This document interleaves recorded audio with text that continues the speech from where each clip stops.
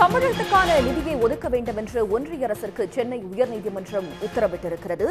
2021 முதல் 2023 வரை தமிழக அரசே முழு தொகையும் வழங்கியிருக்கக்கூடிய நிலையில் ஹைகோர்ட் உத்தரவிட்டிருக்கிறது. இது பற்றிய கூடுதல் தகவல்களை தருவதற்காக சிறப்பு செய்தியாளர் ரமேஷ்குமார் இணைகிறார். ரமேஷ்குமார், மேலதிக விவரங்கள்.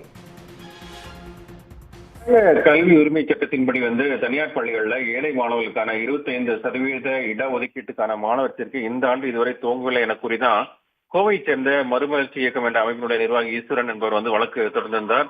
அதுல உடனடியாக மாணவர் சேர்க்கை தொடங்க தமிழக அரசு உத்தரவிட வேண்டும் என்று கேட்டுக் கொண்டிருந்தார்.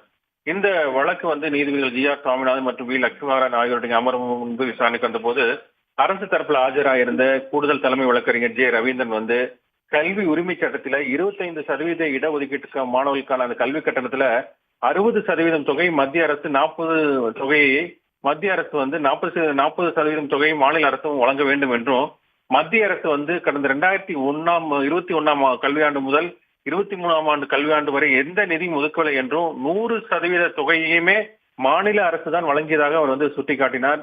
மாணவர்களுடைய கல்வி விஷயத்தில் அக்கறை கொண்டுள்ள மாநில அரசு மத்திய அரசு நிதி ஒதுக்காவிட்டால் என்ன நடவடிக்கை எடுப்பது என்பது குறித்து முடிவெடுக்க 28ஆம் தேதி கூட்டம் நடத்தப்பட்டுள்ளதாகவும் அவர் தெரிவித்திருந்தார்.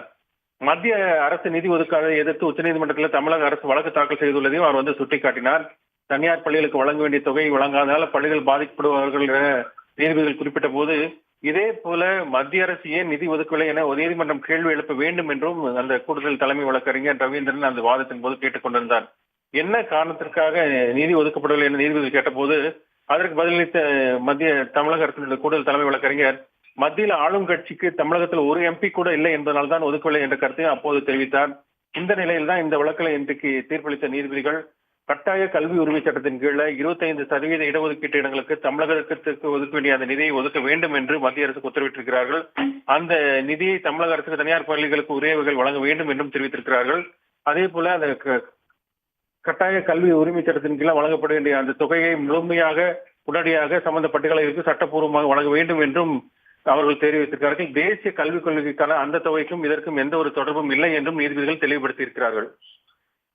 உடனுக்குடன் செய்திகளை தெரிந்து கொள்ள சன் நியூஸ் பெல் ஐகானை கிளிக் பண்ணுங்க.